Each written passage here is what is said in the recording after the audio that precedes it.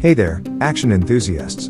I'm Alex, and today we're diving into an adrenaline-pumping recap of There Are No Saint, a cinematic thrill ride that hit screens in 2022. The movie starts we see a man named Neto on the verge of being released from prison after serving his sentence for the gruesome murder of a woman and her infant son. Neto had earned a reputation for his sadistic nature and complete lack of mercy towards his victims. His best friend, Counselor, had come to pick him up, providing him with some belongings and a smartphone. Counselor warned Neto that his enemies might be waiting for him, suggesting he go to the church to confess his sins and seek redemption. However, Neto expressed his desire to first meet his son. For the time being, Neto stayed at a motel.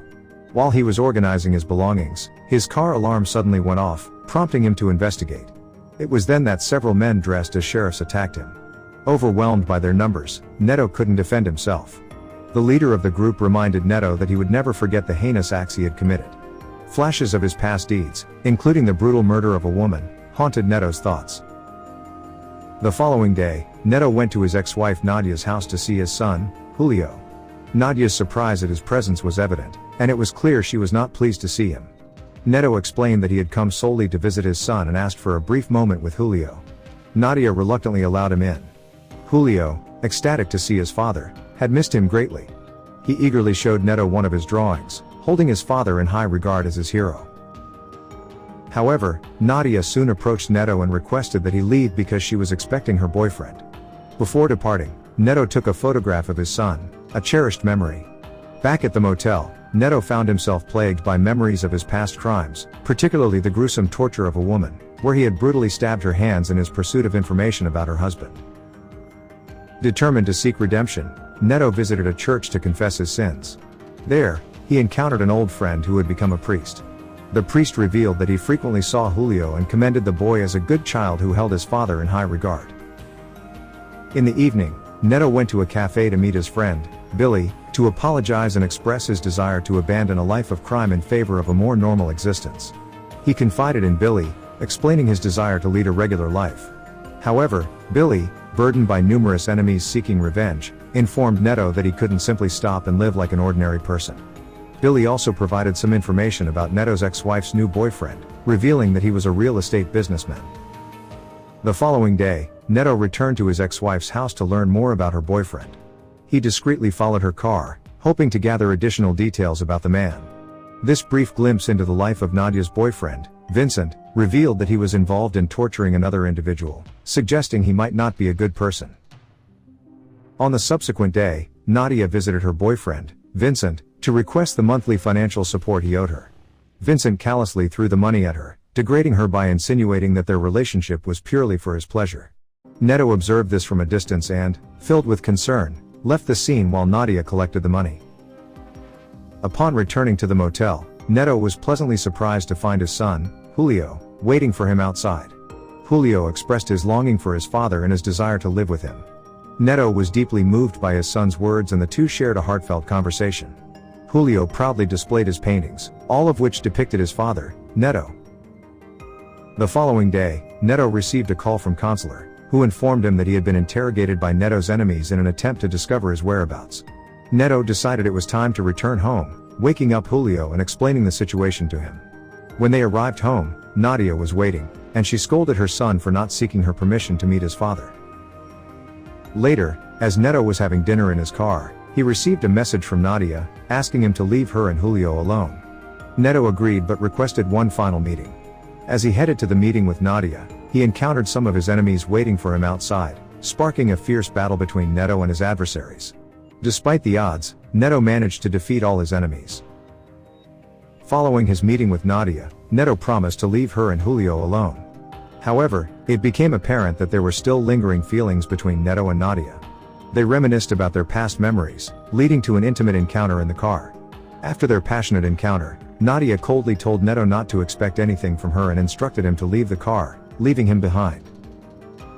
Unbeknownst to Neto and Nadia, Vincent's men had observed their liaison and reported it to Vincent. Neto received a phone call from Julio shortly after returning to the motel.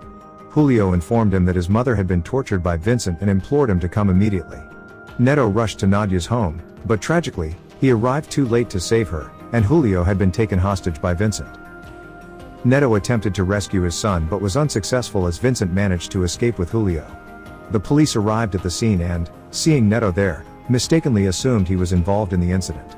Neto's priority was now finding and saving his son, regardless of the suspicions against him. Consular picked up Neto and informed him that the police were after him as the main suspect in Nadia's murder. Despite this, Neto focused solely on locating and rescuing his son. Consular mentioned knowing one of Vincent's friends who might have information about Vincent's whereabouts and lent his car to Neto to aid in his search. Neto promptly left the town in search of the friend Consular had mentioned. He ventured into a nightclub in hopes of finding leads.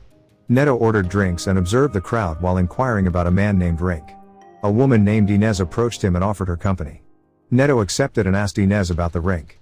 She requested money for the information and, after payment, called her boss, who was in contact with Rink. The boss gave Rink's address to Neto. As Neto traveled to meet Rink, he learned from the radio that the police were actively searching for him. Upon arriving at Rink's residence, a security guard conducted checks before granting him entry. Inside, he encountered Rink and his girlfriend. Neto informed Rink of his need to purchase firearms, knowing that Rink was a firearms dealer. Neto followed Rink to his storage room to select a firearm for purchase. While examining the firearms, Neto inquired about Vincent's whereabouts, revealing that his true purpose was not just buying a gun.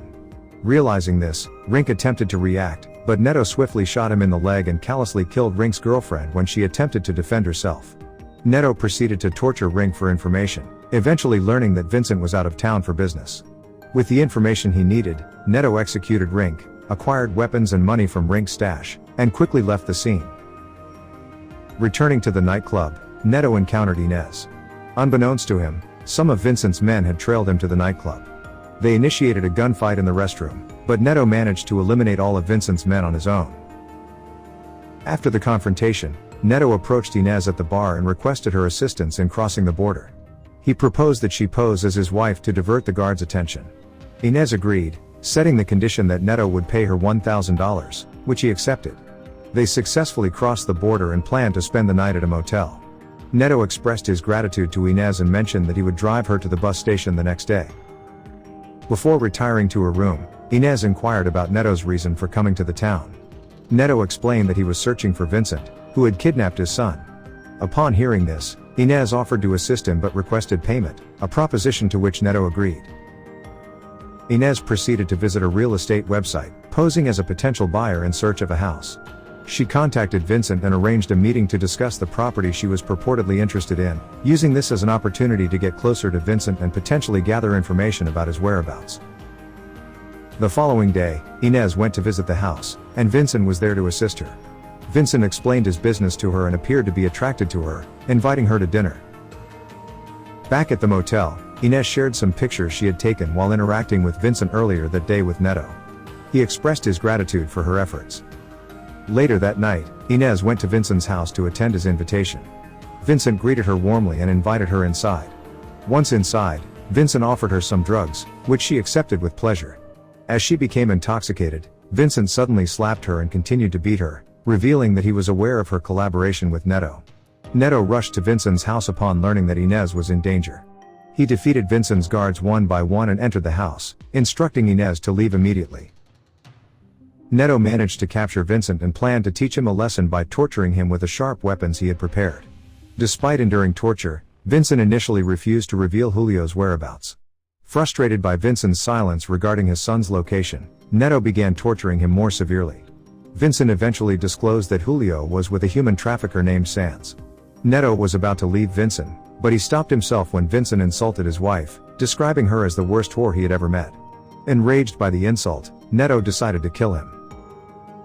Returning to his motel, Neto apologized to Inez for involving her in his dangerous mission and causing her harm.